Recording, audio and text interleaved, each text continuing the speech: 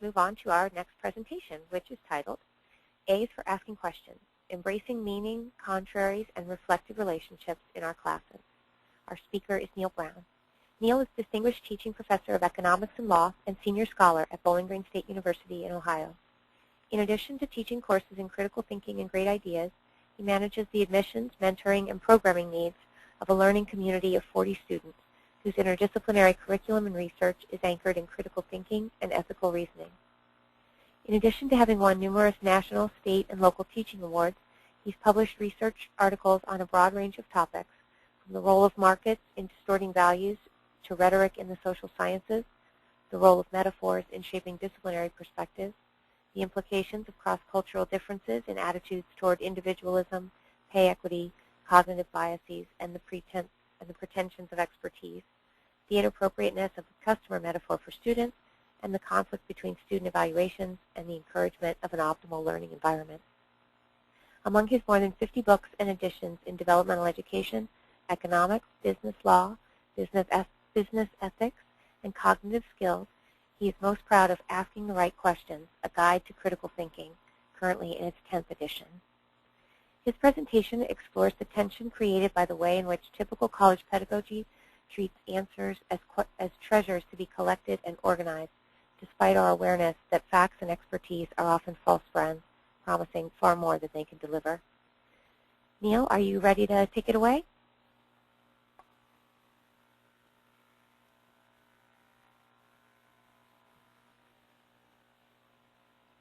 I know you're out there.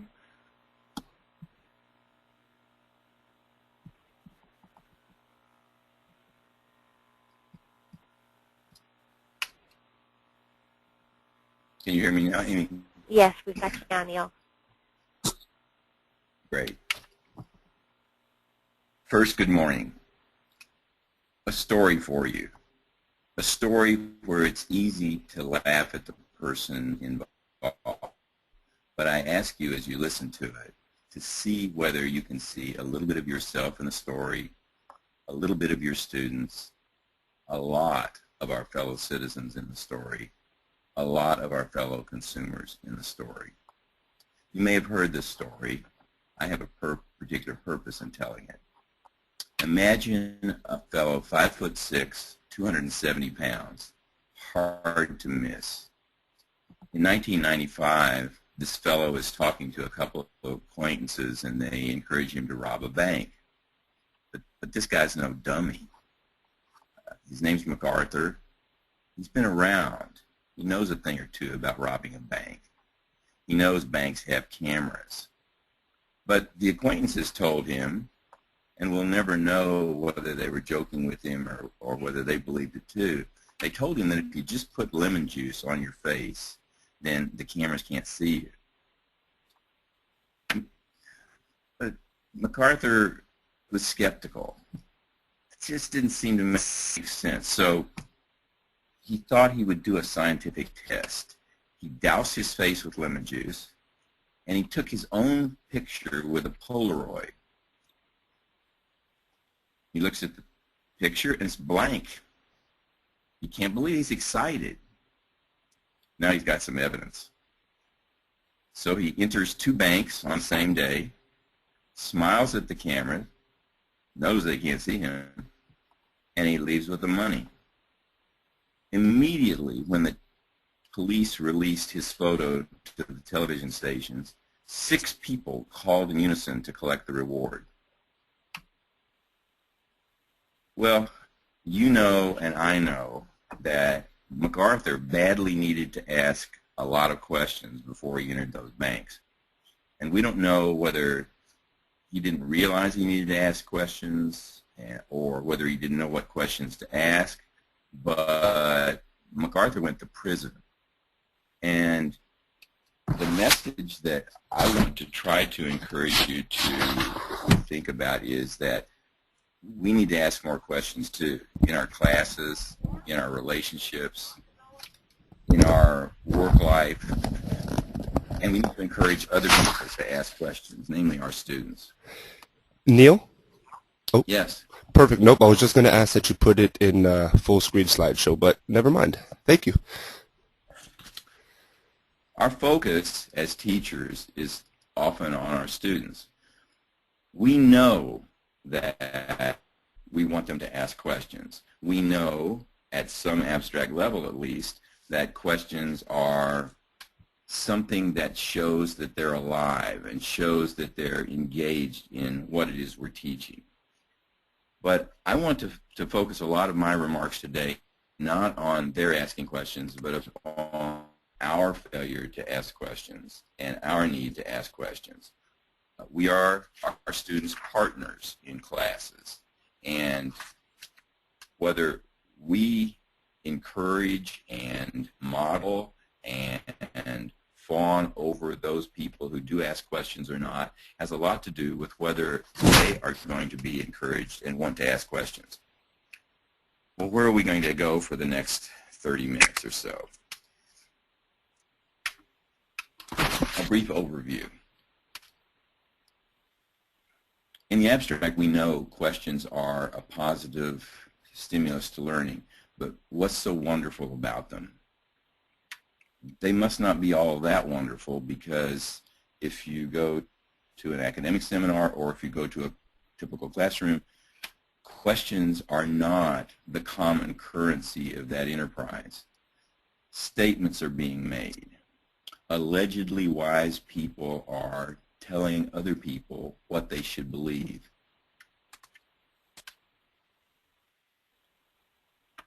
Secondly, if questions are so wonderful, what is it about them, or what is it about us, that causes them to be asked so rarely?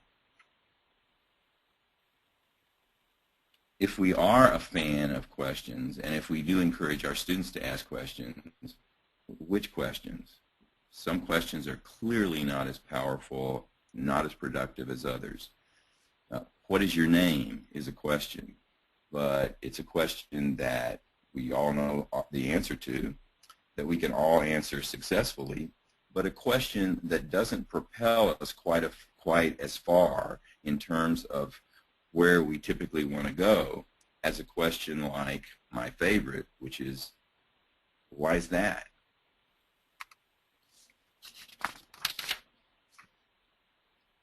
The primary competitor to questions is a set, almost a flood of statements, of claims, of beliefs, of conclusions. But what is it about questions that makes them something that we think we should encourage in ourselves and in other people? What is it that's missing in consumer behavior? What is it that's missing when we go to the doctor? Why will questions somehow provoke improved behavior and improved understanding in a fashion that statements will not?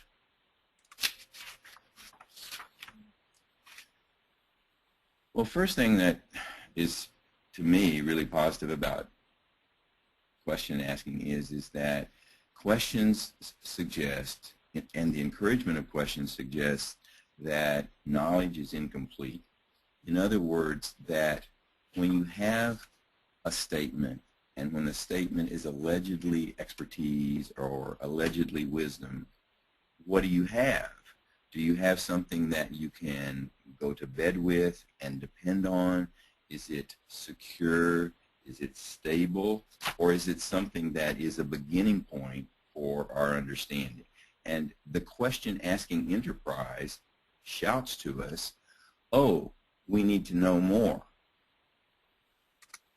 A second thing that questions do is they make us aware that knowledge is contestable, that when someone says,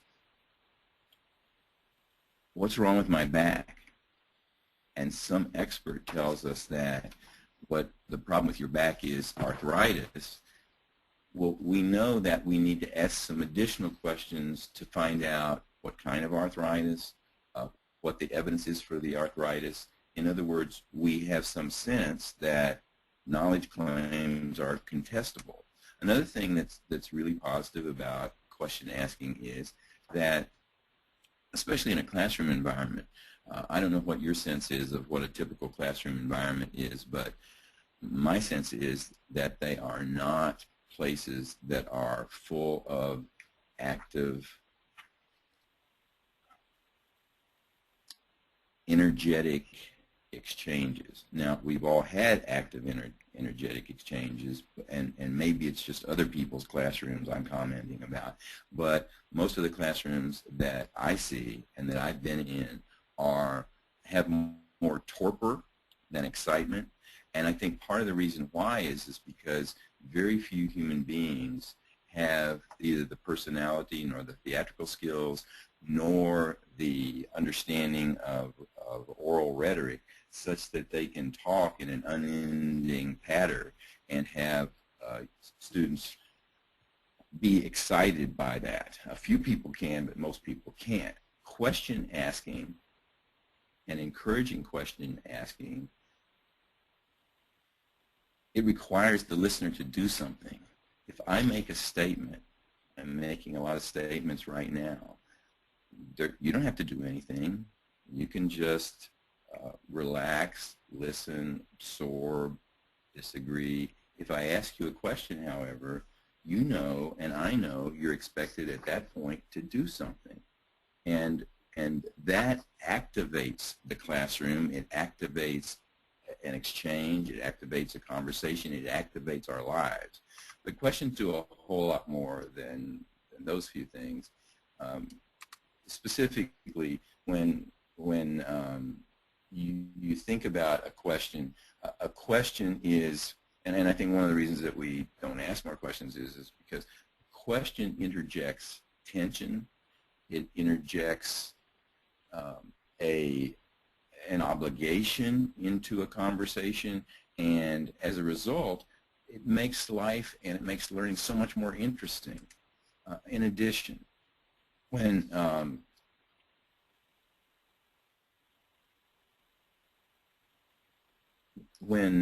a conversation occurs in a classroom, there is, I think, the proper recognition that learning is a partnership. It's not something that is unidirectional. It's not something that you and I do as teachers and then students do on their own when they're back in their rooms, at least we hope. Rather, learning is something that we do collaboratively, that we do through interdependence when we do it most effectively.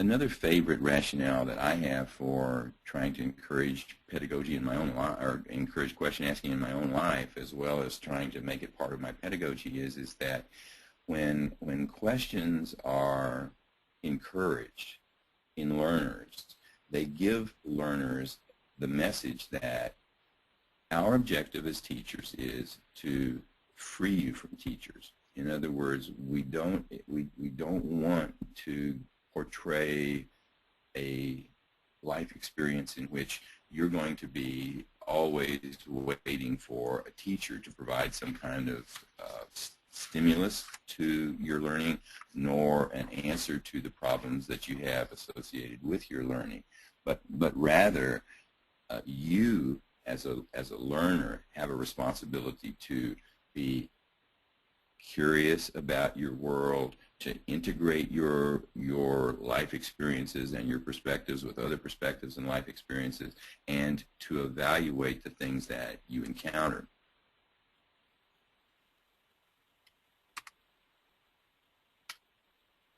But what's really important to me about question asking behavior is that the experience of asking questions and having the discomfort associated with asking questions and trying to answer questions is that it creates a trampoline effect for lifelong learning. I often think about when I'm trying to sell an idea, or when I'm trying to persuade somebody to think more about an idea, I often think about the counterfactual. Suppose that the wonderful physicist Richard Feynman, when he came home from school, his parents said, "Richie, what'd you learn today in school?" A lot of us, in our attempt to communicate with our own kids, probably say such things like, "What'd you learn in school today?" But fortunately, I think for the human community, Richard Feynman's parents didn't say that. But every day, as he walked home, he knew he was going to get the same question. And that question was, "Hey, Richie, what questions do you have about what you were taught today?" And it's that attitude of ongoing and persistent questioning behavior that is, to me, the primary stimulus toward lifelong learning. And finally, and this is something I think that we as teachers often don't think very much about, because when we're teaching, we're focusing on what we're doing in our classroom. Increasingly, we need to sell what we're doing in our classroom. And a number of university presidents that I have spoken to have tremendous difficulty. Neil? Yes. I'm sorry, I think you stopped showing your screen for some reason. There we go, perfect. Okay. Maybe I need to start the slideshow over though too.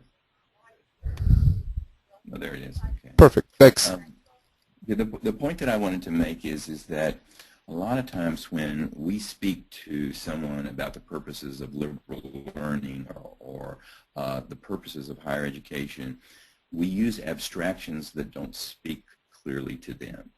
But question-asking behavior enables us to tell a story about what's happening in the classroom that has almost automatic meaning in a concrete level. Specifically, as consumers, when someone is trying to sell us something, what do we do?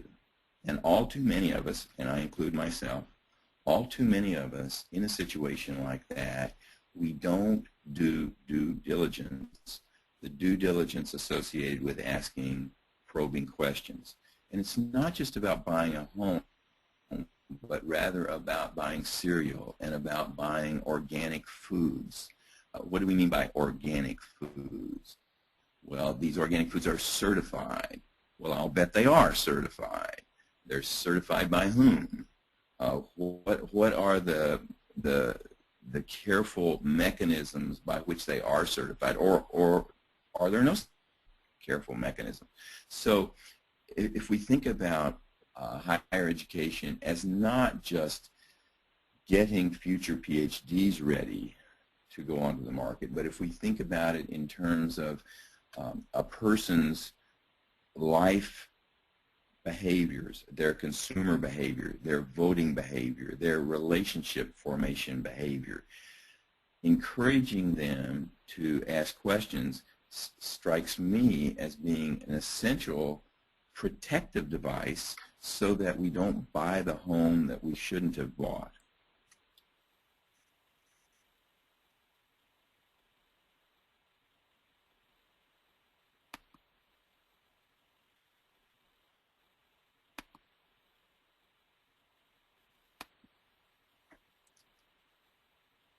I'm sorry, I'm trying to get the screen sharing screen off my PowerPoint so I can better see what's going on. Neil, are you okay? Yeah, I am. Yeah, I was just trying to reduce the screen for the I see, but I didn't want to see.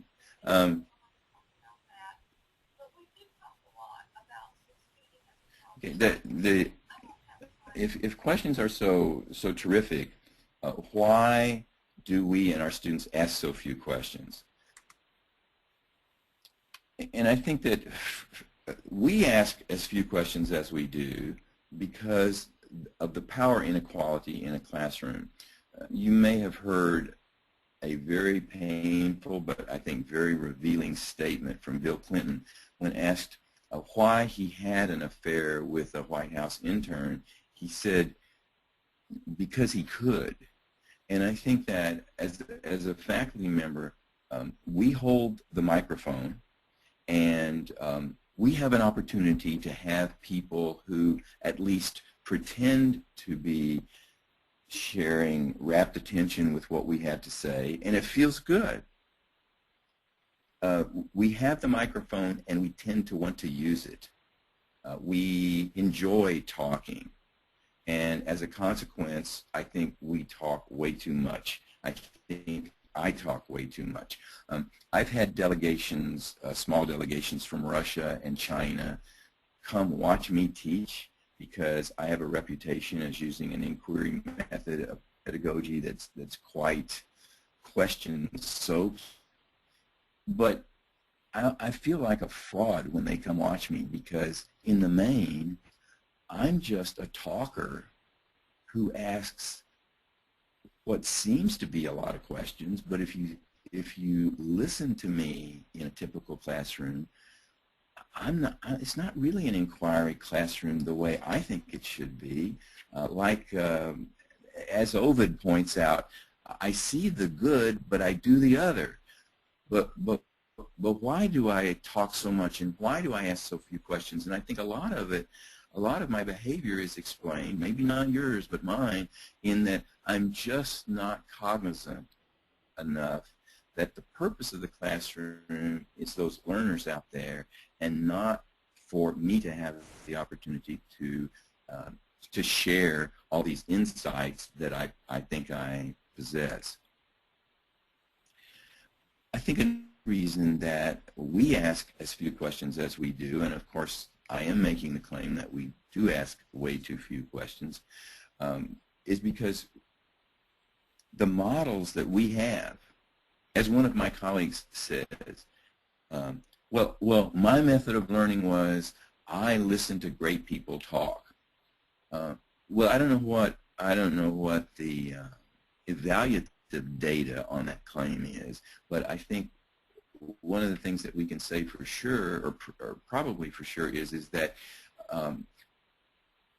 when one says, I learned so much from listening to somebody talk, it would be so rewarding to ask the listener, what was your understanding of what I just said?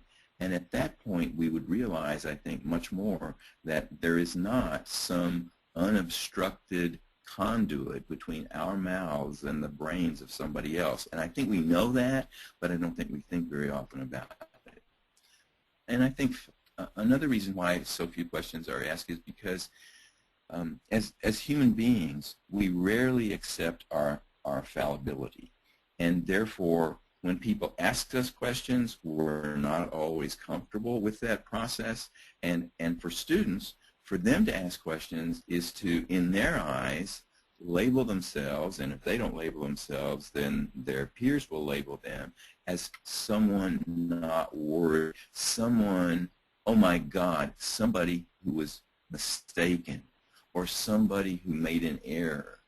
And an important part of, I think, getting oneself psychologically ready to ask a lot of questions is that we realize that we live and die full of ignorance. We know a few things, or we hope we do, but in the main, there's all this stuff that we don't know about, religions we have not studied, political perspectives about which we are ignorant, aesthetic values about which we have thought very little, and as a consequence, our window to enlarging our understanding is through questions, but we have to realize how little we understand in order to be able to accept the question-asking process. If I had to name one reason why I think that students ask so few questions is because of the social context of asking. I think they're much more likely in some social contexts to ask than in others. So what are important dimensions of the social context of asking questions? Well, the first thing is it doesn't make a whole lot of sense to be asking questions of someone who does not believe that it's possible that he or she is unclear or wrong. In other words, there are few conversational possibilities in a situation where if I ask somebody, hey, is it possible that you're wrong? If the person says, no, it's not possible at all, then it seems to me, other than just reassessing the logic and evidence of your own claims, there's not much conversational point in continuing. Tip your hat, tell the person to have a good day. Conversation, particularly serious conversation, is possible when evaluation is involved only when a person accepts the possibility that he or she might be unclear or wrong. And I think a lot of times we pose as if it is highly unlikely that we are either clear or wrong, and therefore we don't create an environment in which question asking would make much sense or would be comfortable. Does my voice as a teacher, do my nonverbal signals suggest that I'm as curious as you are? I'm not going to say to you, well, we have to cover some prearranged agenda of mine, so we don't have time for that question, but maybe later. But instead, I'm going to try to indicate with my voice and with my body and with what I do with my eyebrows and what I do with my hands. I'm going to try to indicate that it is that question that strikes me as being exciting and as being something that I want to try to respond to and try to link to in a linear fashion with where we've been, but at the same time, I want to fawn all over people who are asking questions. I think another important part of the social context of asking is that asking a question is often very likely to be perceived as annoying when a person doesn't understand why you're asking. A question for many people is a threat. It is a challenge. It is that person trying to expose me for a teacher monkey, a fake? Why is she asking that question? So one of the things that I try to do in my own pedagogy and try to encourage my students to do is to be as clear as he or she can be in terms of why are you asking questions. I want to move now to the final point, and that is when we say question asking, that's very abstract. There are lots of kinds of questions. Like specifically, what kind of questions should we be asking? And I started with this one, why? Because to me it is the father and mother of all questions. It is suggesting that when one makes a statement, the statement is to be respected and to be accepted to the extent that someone has a good answer to the question, why?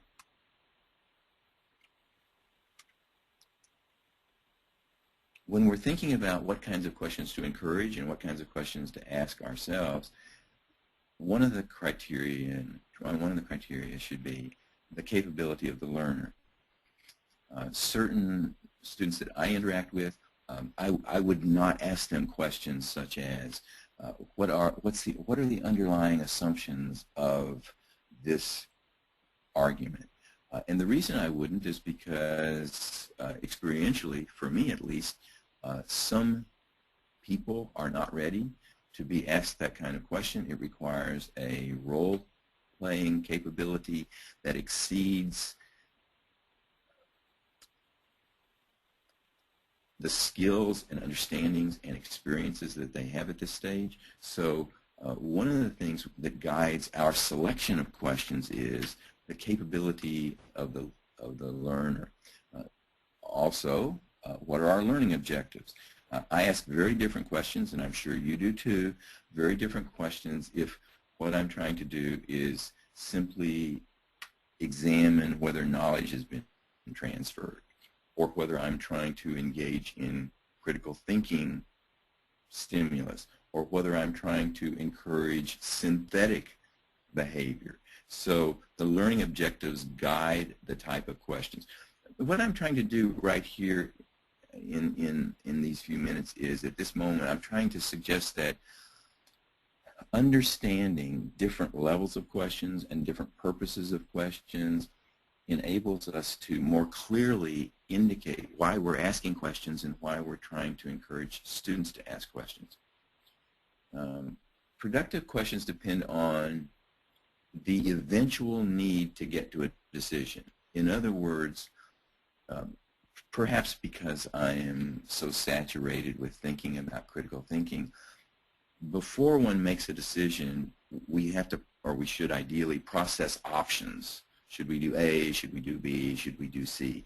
And that need to get to a decision spells out, at least for me, not in an algorithmic fashion, but in a fashion that is orderly, that we ask certain questions first and certain questions second, not in some kind of lockstep fashion, but nevertheless, it's a good idea to learn a step-by-step process that, as one gets more skilled in question asking, we can move away from as we develop a personal style for asking questions. Here are some examples of highly productive questions. One of the things that is alarming to me pedagogically, and appropriately alarming, is that every time I lose control and I start spewing paragraphs at a rapid clip,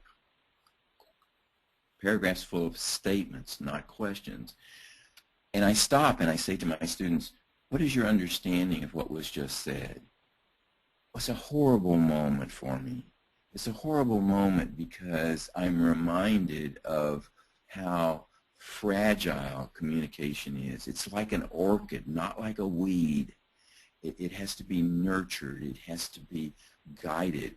And this particular question is one I encourage my students to ask, and it's one that I ask all the time in an effort to say to the other person, I respect you so much that I want to make sure that this is not a pseudo conversation we're having, but it's an actual conversation. My friend and favorite, of course, is to ask why. We say we are rational. What is the signal that we're rational? Well, we expect there to be substantial reasons or evidence for what somebody suggests. We're not suggesting that the only statements that have any interest are those that have evidence and good reasons. Many statements are just provocative. Many statements are just stimuli.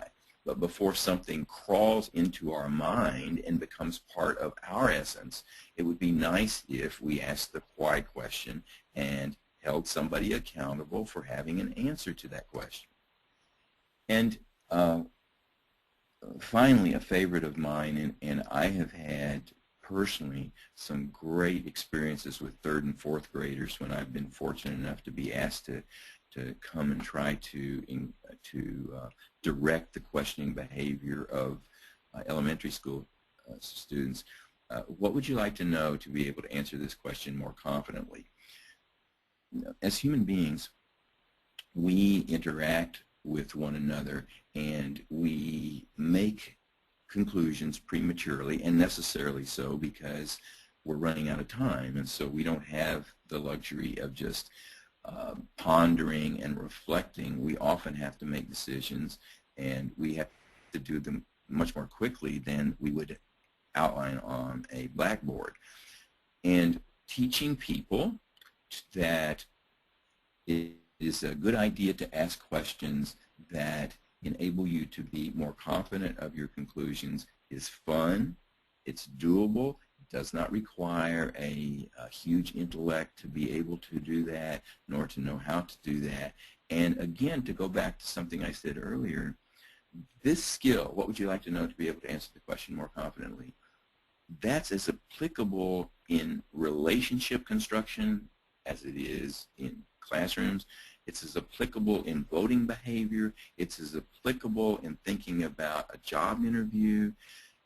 These kinds of things that questions promote are life skills, not just university skills. And I think that when we understand the power of questions, we can understand why I'm able to have such a huge collection of testimonials about question asking.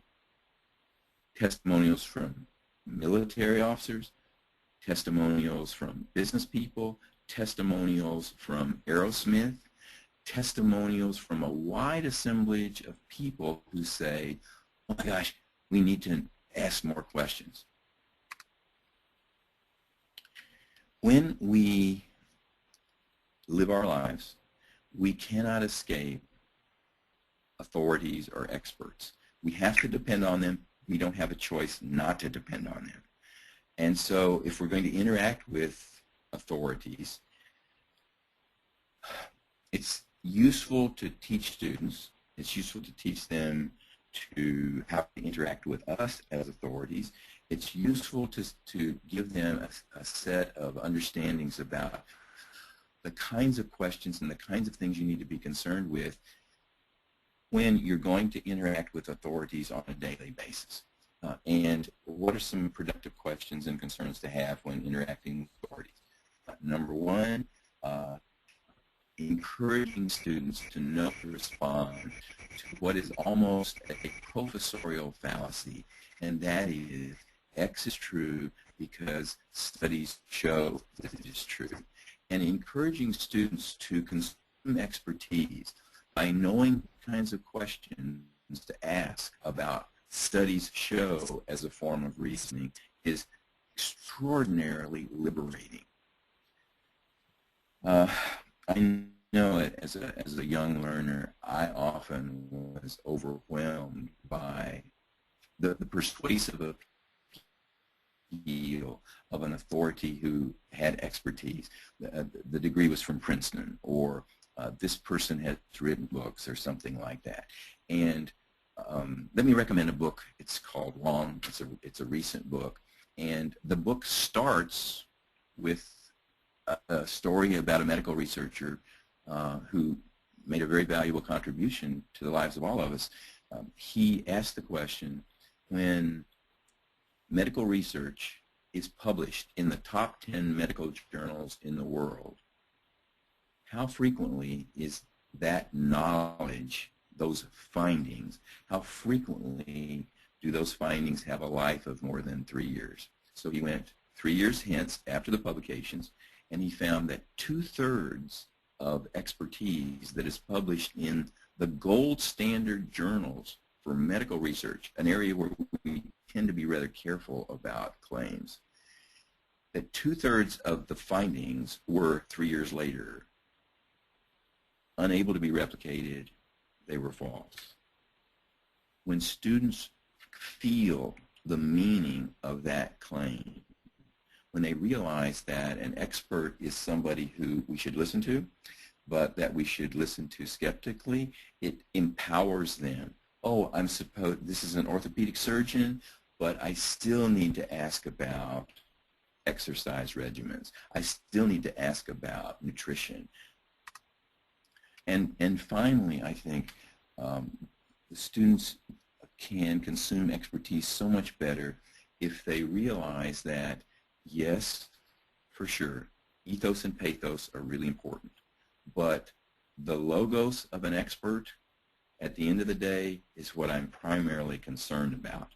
And I prefer nice experts, ceteris paribus, to not so nice experts, but the niceness doesn't tell me much about the worth of the knowledge claims that the expert is sharing with me. In conclusion,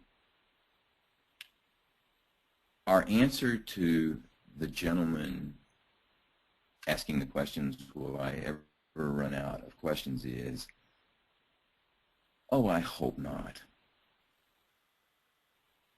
Please don't run out of questions. In fact, if you don't have any right now, think of some new ones. Thanks a lot for listening to me, and I apologize for the methodology here. It's somewhat embarrassing to be encouraging a question-asking pedagogy and to do it by this format, but this is the technological mode that we have, and therefore I assume you'll understand. Thank you very much. Thank you very much, Neil. I had a question. It's kind of related to what you are just saying about the technology. I've noticed that I get a lot more questions from students via email than face-to-face in the classroom, or like through having them come to the office.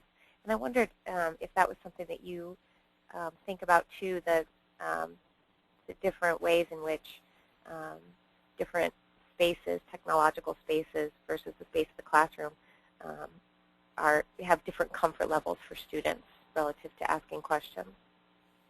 Hugely. My teaching persona is such that when I go into a classroom, I have plants in classroom, plants, not vegetation, but rather people that I hire to go into a classroom, former students usually, and they go into the classroom and they just ask bundles of questions. And then I make a big fuss over them, and I point out how useful their questions have been to the day's class. And what I'm trying to do is I'm trying to create models of question asking. And I talk about question asking. And oh my God, Amy, I do so many things. I have some little toy fireworks. This is not as dangerous as it sounds like, but every time a student asks a good question, I run over to them with my little toy fireworks. It's a little party device. I run over to them and I spray them with confetti. I mean, I thought, okay. And still, Amy, still, I am way too ferocious. I think the power inequality is so great that just as you experienced, especially from certain students, I don't even recognize them from their classroom and their internet persona. Their internet persona is feisty. Their internet persona is curious. And frequently, their classroom persona is shy. It is, to ask them a question, I almost have to reach in my billfold. Or to get them to ask a question, I almost have to reach in my billfold and pay them filthy lucre. Absolutely, I have precisely the same experience. It's like, thank you so much for the internet for introducing me to that student, because I would have never guessed that that student had in that blank face all of those questions that when they sit down to the keyboard, they send to me often in a flood. Mm-hmm. Yeah, I think it's I think it is one of the most interesting things that technology offers us pedagogically is that, or not even pedagogically, but it's personal, that so many of our students are they're acculturated to silence in the classroom, and in part because of that power inequality, and just in part from the format that they've been kind of indoctrinated into. But you put them in an online discussion, or send them an email, and you see a completely different. Yep. I teach my students, and unsuccessfully, but I try to teach them to rediscover the 4-year-old in them. And what I mean by that is there's a very well-known cartoon that I use in presentations to corporate groups or to governmental groups that have asked me to come talk about question asking, and it shows the preschoolers, and they've got their hands up, and then over the course of several drawings, it shows teachers diffusing that question-asking behavior, and gradually teaching the students that their job is to be quiet, and a teacher who's responsible will sometimes say, do you have any questions? But that's almost a non-question. Of course they have questions, but that's not the way that you stimulate them to ask them. And we send so many signals to students that we don't want their questions, that I have to cover this material. And so it's so hard to overcome all that training. They need to dramatically revert to a period when, before we got a hold of them almost, and have a sense of what it's like to have an effervescent curiosity bubble out in the form of questions. But first, we have to be excited when they ask questions, and that gets in the way of all this pre-planned thing that I had in mind for class. And I understand why teachers are bothered by questions, because it's interrupting my flow, you know? Well, you're right. And, you know, I said earlier, I mean, there's a performance aspect of teaching. You have this persona, and you get rolling with the lecture, and it is it does sometimes feel like questions might derail you, but I feel so inspired by what you're saying. And Amy, my wife intelligently does not listen to me as quietly and with those open eyes. And so when I get in front of those students and they're looking at me, it's just like it's like, yes. Sorry. And so, you know, we get carried away with all of our great understanding and our wisdom, and so it's sage on a stage, it's a knowledge dump, and it just feels so good. Yeah, I really appreciate the points that you've made so much, Neil. I feel inspired to greater mindfulness about creating an atmosphere for asking questions, because I think that is something that it just kind of falls off your radar in all of your classroom prep, and you're getting ready to go into the class, and you're not really articulating to yourself, hey, I need to create this kind of space for my students. I need to encourage inquiry, and that should probably just be part of our daily prep. So, yes. thank you so much for your time. Absolutely. Thank you.